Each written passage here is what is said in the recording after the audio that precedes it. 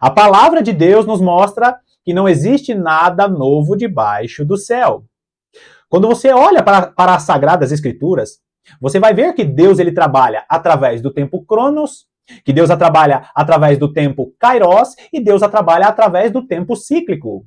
São as três maneiras que Deus ele tem de mensurar o tempo ou as épocas da vida do homem e até dos seus próprios propósitos. Quando nós falamos do tempo Cronos, nós estamos falando a respeito de um tempo estabelecido por Deus através dos luminares. Deus cria os luminares para que haja horas, para que haja dias, para que haja meses e ano. O tempo Cronos de Deus está falando sobre o tempo cronológico em que o homem consegue marcar datas e épocas. Quando nós falamos do tempo Kairos, nós estamos falando do tempo de Deus, que é um tempo em que o homem não pode mensurar, que entra ali na eternidade. Nós vemos vários relatos na palavra de Deus, que um servo do Senhor, em pouco tempo, recebe ali revelações de muitos anos. Nós conhecemos também algumas pessoas que tiveram ali experiências pessoais com Deus, e elas entraram no tempo Kairos. É um tempo que não é mensurável, não dá para o homem contar, mas Deus pode trazer revelações de muitas horas, de muitos anos, em poucos minutos. Nós também vemos que Deus trabalha através do tempo cíclico. O tempo cíclico de Deus é o tempo em que Deus usa as figuras e vai repetindo através de ciclos as situações. Por exemplo, nós vemos na palavra de Deus que quando Deus anunciou ali que haveria um libertador, que nasceu Moisés, Faraó, ele dá a ordem para que as crianças daquela época, da época que Moisés nasceu, morressem, fossem mortas ali. Ele deu ordem às parteiras para matar as crianças, porque ele não queria que surgisse esse tal libertador de Israel. Nós vemos essa mesma situação se repetindo na época de Jesus. Jesus nasce, surge um burburinho que nasceria ali o libertador de Israel mais uma vez.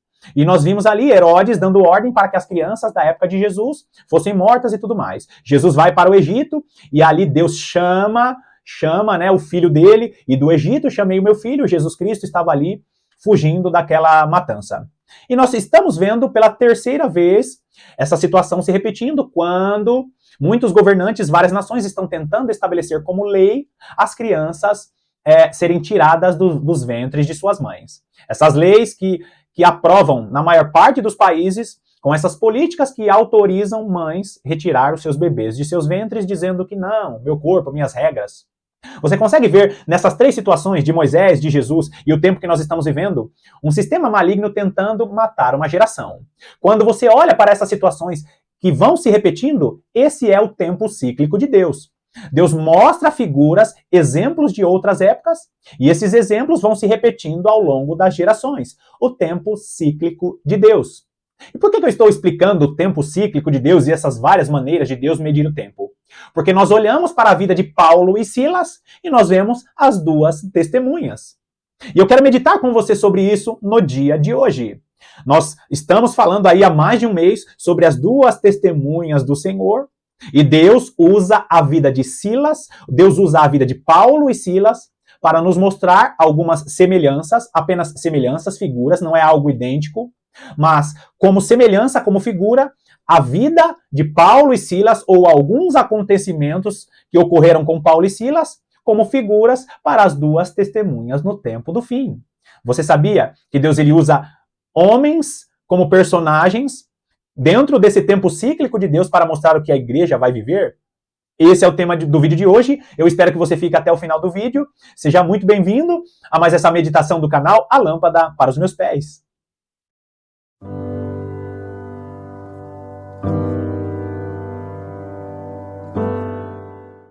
Eu sei que muitos irmãos já conhecem o ensino das duas casas de Israel, mas sempre acontece de algum irmão cair no vídeo, gostar do canal, mas achar estranho eu estar sempre citando as duas testemunhas. O ensino das duas testemunhas ou o ensino das duas casas de Israel é um ensino básico aqui do canal para que você entenda, compreenda as revelações mais importantes para o tempo do fim. Então, querido, se você não conhece o ensino das duas casas de Israel, por favor, assista aqui o estudo, o ensino das duas casas de Israel, para que você entenda, compreenda que Paulo e Silas são figuras que, em suas experiências, mostram algumas situações que a igreja, que as duas testemunhas vão viver no tempo do fim, combinado? Então vai lá comigo em Atos dos Apóstolos, capítulo 16.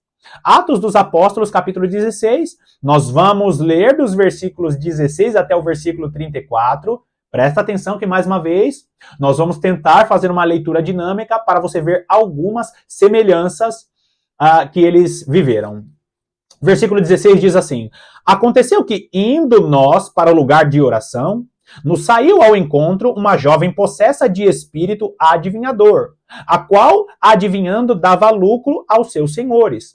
Primeira coisa, nós estamos lendo aqui, esse primeiro versículo, que é o versículo 16, o relato do evangelista Lucas, era médico e era evangelista, e ele participou de várias viagens missionárias com o apóstolo Paulo. Ele está dizendo ali que ele e aquele grupo de cristãos estavam indo para onde? Para um lugar de oração. Agora, queridos, essa é a primeira parte da mensagem que nós precisamos entender que a igreja do tempo do fim vai precisar congregar em oração. Lembra do texto que eu fiz aqui do Salmos, capítulo 133, que é um texto extremamente profético. A igreja receberá uma unção especial para o tempo do fim, quando ela estiver congregando, para que a sua lâmpada fique acesa, para que essa lâmpada se ilumine, para que as 7 lâmpadas do castiçal, para que a menorá no final dos tempos esteja acesa, para que Deus venha cumprir a manifestação dos 7 Espíritos do Senhor nessa própria igreja. Então, primeira coisa que nós vemos, as semelhanças, primeira semelhança, que a igreja do tempo do fim, ela vai estar congregando, se reunindo em oração. Grava aí que você vai ver muitas semelhanças do que a igreja precisará executar e do que a igreja vai viver no tempo do fim. Então, eles estavam ali em um momento buscando um lugar para orar, porque orar é como respirar, é fundamental. Segunda coisa, eles estavam no caminho da oração e saiu ao encontro uma jovem possessa. Você conhece muito bem a história da igreja do Senhor. Eles estavam ali em Filipos e nessa região de Filipos tinha uma moça ali, uma moça com um espírito de adivinhação, e eles tinham ali um confronto com o espírito maligno. É uma outra coisa que a igreja precisa entender, porque se ela não tiver vida de oração, ela não vai ter poder e autoridade para expulsar espíritos malignos, que serão espíritos malignos mais fortes, porque Satanás estará alterando os seus limites. Agora, queridos, presta bastante atenção nisso. A igreja estará sendo conduzida para ter vida de oração.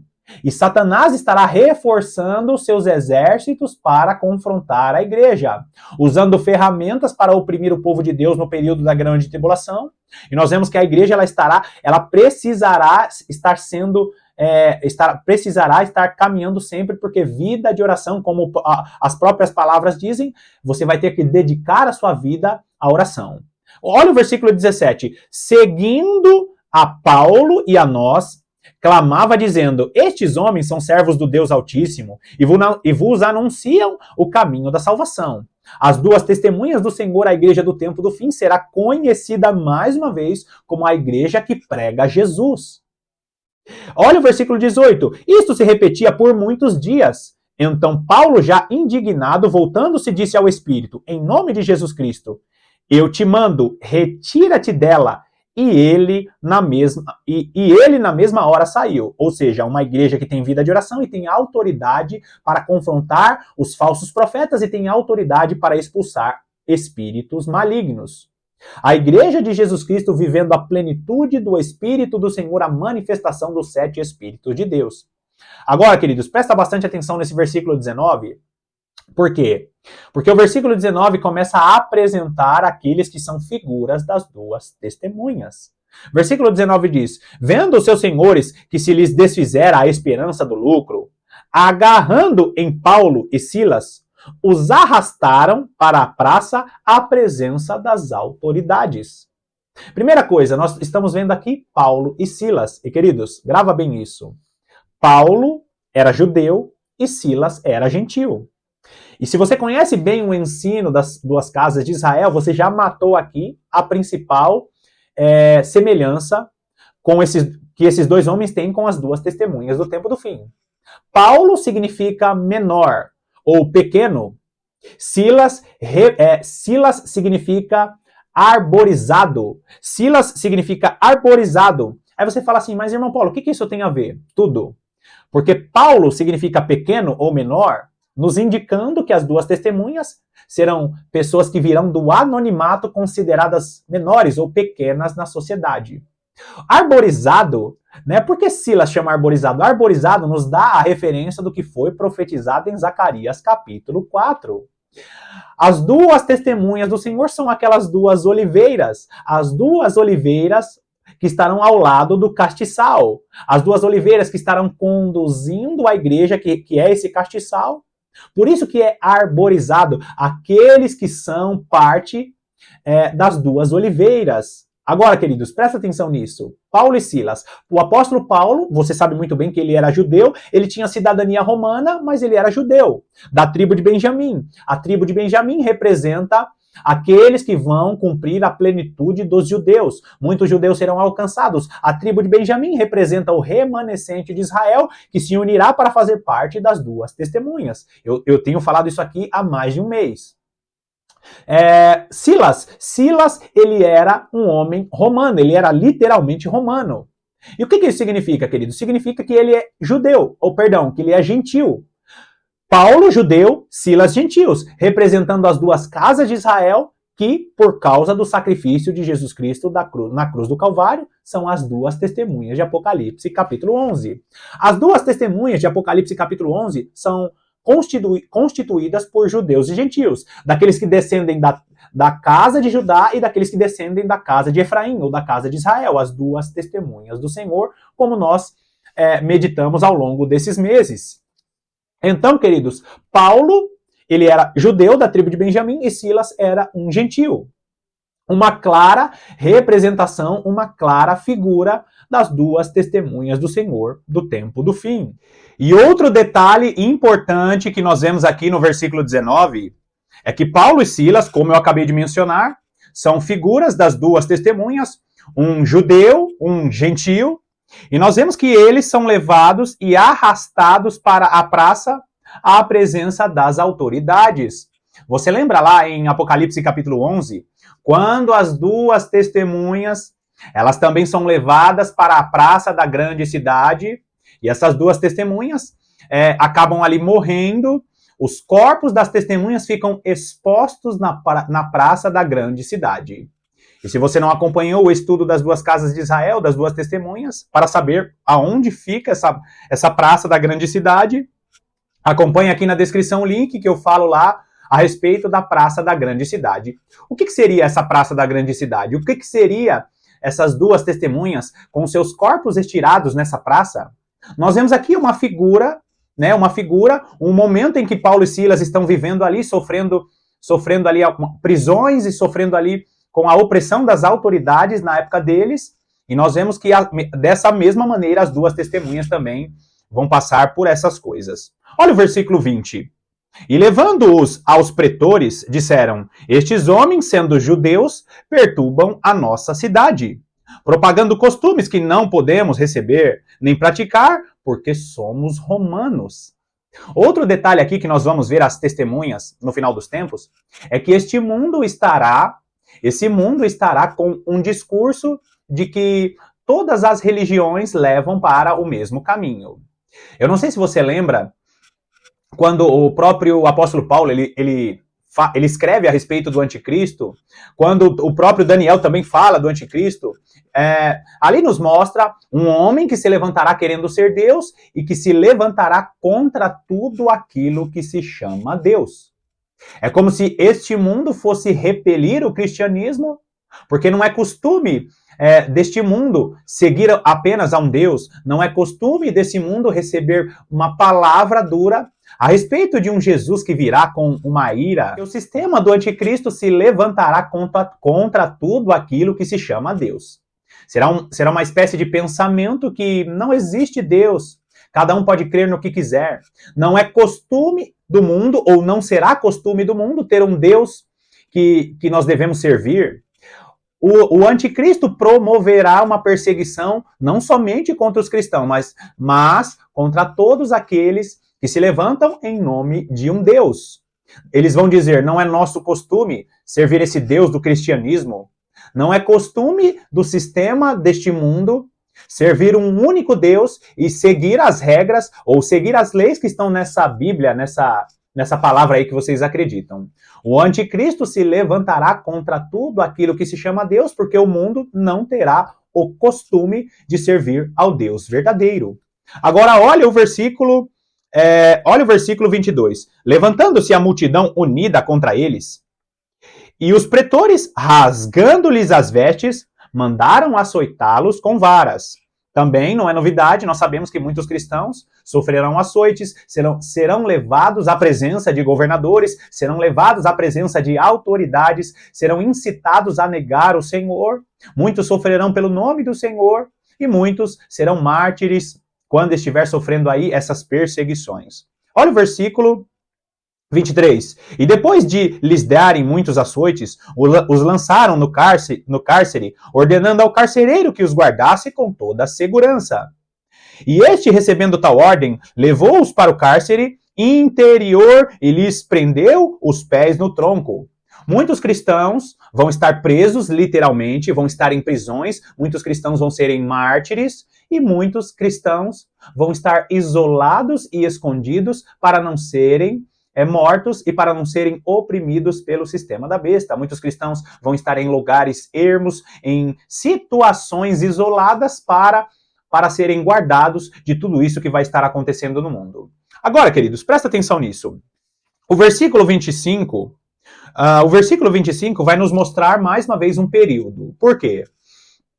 A meia-noite representa o horário mais escuro das 24 horas de um dia. Eu falei aqui, quando nós meditamos na parábola das 10 virgens, que a meia-noite, o período da meia-noite, representa o horário mais escuro daquelas 24 horas. E na palavra de Deus, meia-noite significa um período, ou um período mais escuro daquele momento, ou o período mais escuro da história. As duas testemunhas estarão agindo com poder e graça no período mais escuro da história dessa humanidade. E quando nós vemos Paulo e Silas no versículo 25, por volta da meia-noite, Paulo e Silas oravam, cantavam louvores a Deus, e os demais companheiros da prisão escutavam. Nós vemos aqui que Paulo e Silas estavam lá no cárcere, eles estavam presos literalmente no horário da meia-noite, no momento mais escuro daquelas 24 horas, no período noturno, onde estava ali acontecendo o ápice da noite, o ápice da escuridão. Só que Paulo e Silas, como figuras das duas testemunhas, está aqui nos mostrando que as duas testemunhas estarão profetizando, estarão cantando louvores, estarão buscando a presença de Deus no período mais escuro da história da humanidade. Assim como na parábola das 10 virgens, nós vemos que o anúncio acontece à meia-noite. Eis o noivo sair ao seu encontro. Quando nós olhamos para esse período mais escuro das 24 horas, que acontece o grito da meia-noite na parábola das 10 virgens, nós vemos aqui as duas testemunhas na figura de Paulo e Silas, que também eles vão estar cantando louvores, vão estar buscando a presença de Deus, eles vão estar isolados do sistema deste mundo de uma tal maneira, no período mais escuro da história da humanidade, buscando a presença de Deus. Paulo e Silas estavam ali presos e as duas testemunhas estarão sendo conduzidas e praticamente não terão nenhuma opção. A opção será estar no deserto ou em lugares ermos, buscando a presença de Deus à meia-noite, no período mais escuro que essa humanidade viverá. Como o nosso Senhor Jesus Cristo disse, tamanha tribulação que nunca houve e jamais haverá. O horário da meia-noite representa a grande tribulação, o período mais escuro da humanidade. Eles começam a cantar louvores, as duas testemunhas vão viver para buscar a presença de Deus, vão ser conduzidas para buscar a unção do Senhor para cumprir as maravilhas aqui nessa terra. Olha o versículo, ainda no versículo 25, presta bastante atenção. No final do versículo vai dizer que os demais companheiros de prisão escutavam. Você sabia que muitos serão despertos na grande tribulação? Deus tem os seus selados que estão dormindo espiritualmente. Aqui na época de Paulo e Silas, os companheiros de prisão eram outras pessoas que estavam presos ali na prisão. Mas existem muitos servos do Senhor, existem muitas pessoas que foram seladas por Deus, que estão presos na teologia deste mundo, que estão presos em ensinamentos que não procedem do Senhor, e Deus estará usando as duas testemunhas para despertar, para tirar de prisões pessoas que aprenderam o evangelho da maneira incorreta. Olha o versículo 26. De repente sobreveio tamanho terremoto que sacudiu os alicerces da prisão, abriram-se todas as portas e soltaram-se a cadeia de todos. As duas testemunhas vão estar buscando a presença de Deus, vão estar entoando, louvando o nome do Senhor, aonde elas passarem, promovendo situações, milagres, catástrofes, terremotos vão acontecer por causa da profecia das duas testemunhas. E ali nós vamos ver que muitas pessoas serão soltas, libertas de suas prisões. Mais uma vez, Paulo e Silas estavam ali obrigados, isolados, dentro de um lugar onde eles estavam presos, e ali Deus usou ali Paulo e Silas para promover situações de libertação, de milagres, terremotos, catástrofes vão surgir nessa terra, maravilhas vão acontecer, Deus estará promovendo o início de sua ira na grande tribulação. Não, a grande tribulação não é o grande e terrível dia do Senhor, mas Deus estará promovendo grandes maravilhas e muitas catástrofes aqui nessa terra, para que o mundo veja o poder de Deus sobre as duas testemunhas. Continua lendo o texto, olha o versículo 27. O carcereiro despertou do sono e, vendo abertas as portas do cárcere, puxando da espada, ia suicidar-se, supondo que os presos tivessem fugido. Mas Paulo bradou em alta voz: não te faças nenhum mal, que todos aqui estamos. Como você conhece muito bem a história, o carcereiro quer ali tirar a vida porque, na época ali das prisões romanas, o carcereiro que perdesse ali os presos, que estava sob ali a responsabilidade dele, ele seria ali castigado, e dependendo da situação, o carcereiro seria até morto. Mas Paulo, impedindo que ele tirasse a própria vida, pensando que os presos tinham fugido e tudo mais, ele fala: não faça isso. E muitos no período mais escuro da história, muito no período da meia-noite, na grande tribulação, vão estar ali desmaiando de terror, muitos vão tirar a própria vida, muitos não vão suportar a perseguição do anticristo. E uma das funções das duas testemunhas é trazer esperança, mostrando para aqueles cristãos que estão fracos na fé, que estão dormindo espiritualmente, que eles não precisam se desesperar e tirar as próprias vidas. Muitos servos do Senhor vão confirmar a sua salvação, a sua vida com Deus, no período mais escuro da história, quando a igreja estiver no deserto. Olha só o versículo 28. Perdão, versículo 29. Então o carcereiro, tendo pedido uma luz, entrou precipitadamente e trêmulo, prostrou-se diante de Paulo e Silas. Depois, trazendo-os para fora, disse: senhores, que devo fazer para que seja salvo? É lindo você ver que o versículo 29 diz que o carcereiro, tendo pedido luz. Você lembra que eu falei da parábola das 10 virgens? Que é muito importante nós termos a nossa lâmpada acesa para enxergar o que está acontecendo neste mundo. Eu retornei aí o versículo 29 para a tela, para você ver que este momento em que o carcereiro pede luz, e no período mais escuro da história, ali no horário da meia-noite, o carcereiro ele recebe luz, por quê? Porque este momento representa a luz da candeia ou a luz da lâmpada das duas testemunhas que vão estar iluminando o entendimento das pessoas que estiverem na grande tribulação.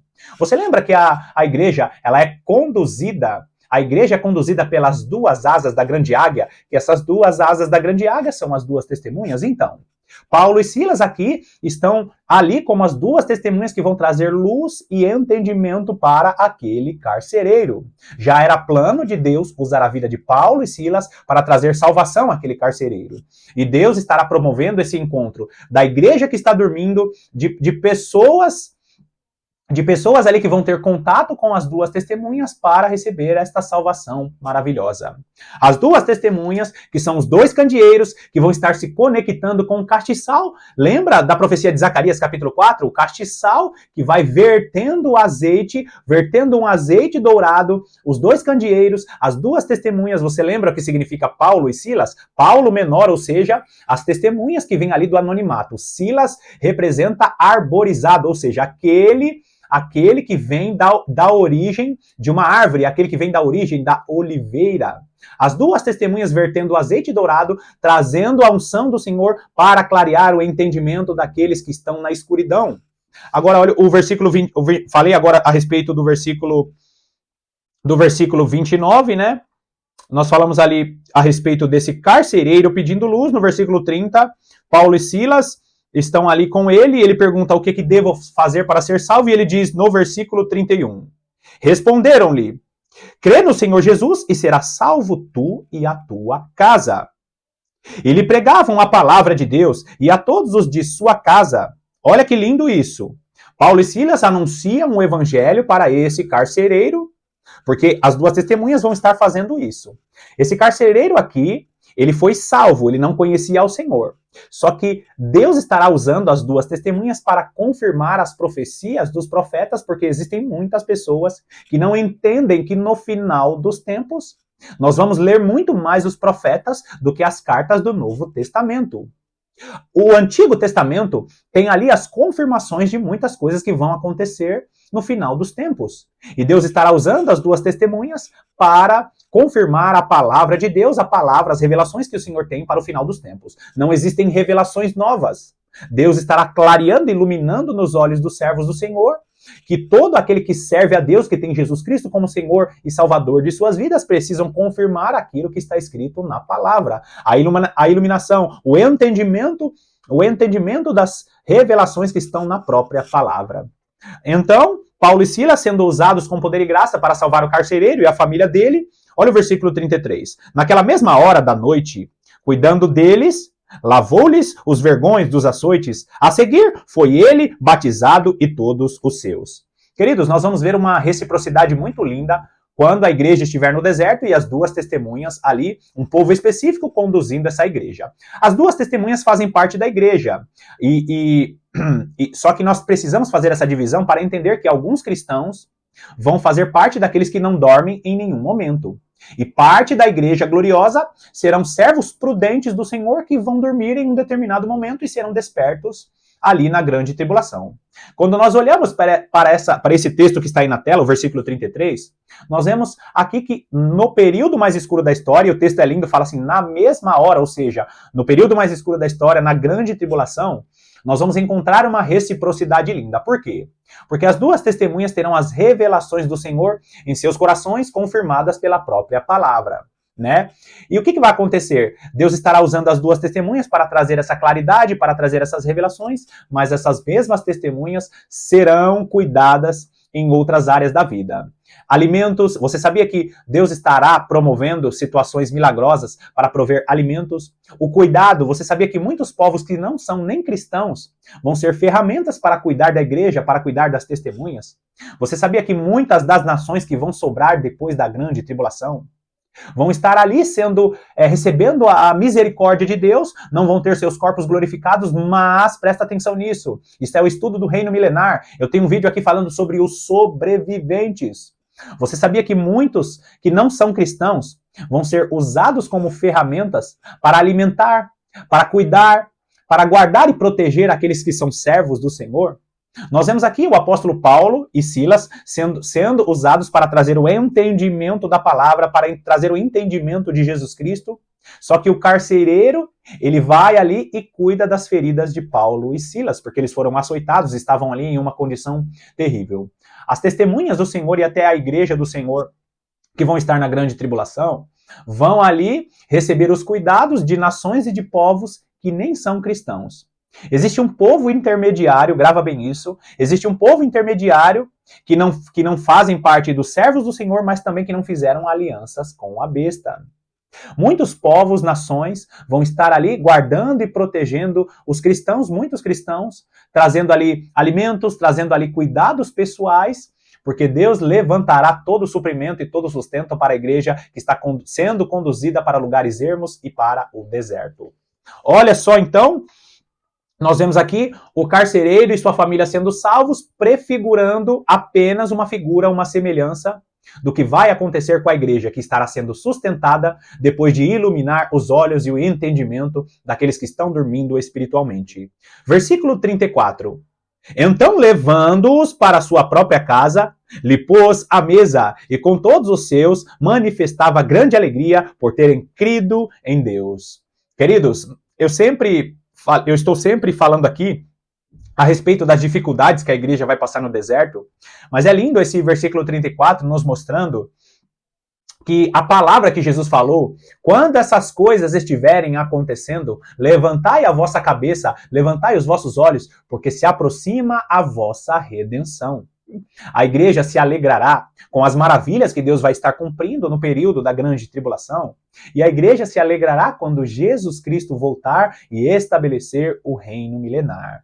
Nós veremos de maneira literal a nossa salvação, nós conheceremos o que é perfeito, nós saberemos o que é perfeito na presença de Deus. Quando Jesus Cristo estabelecer um reino milenar aqui nessa terra, o povo de Deus vai manifestar grande alegria, porque Jesus Cristo estabelecerá o reino dele depois de todas essas situações que a igreja viverá.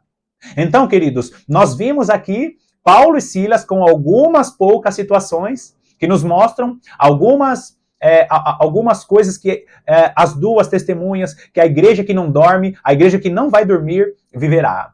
Paulo e Silas são figuras, apenas semelhanças das coisas que estarão ocorrendo no final dos tempos. Bom, eu espero que esta palavra tenha abençoado a sua vida e que você tenha entendido as conexões que nós fizemos aqui. Que Deus te abençoe poderosamente e, como eu costumo dizer, eu te aguardo para as próximas meditações.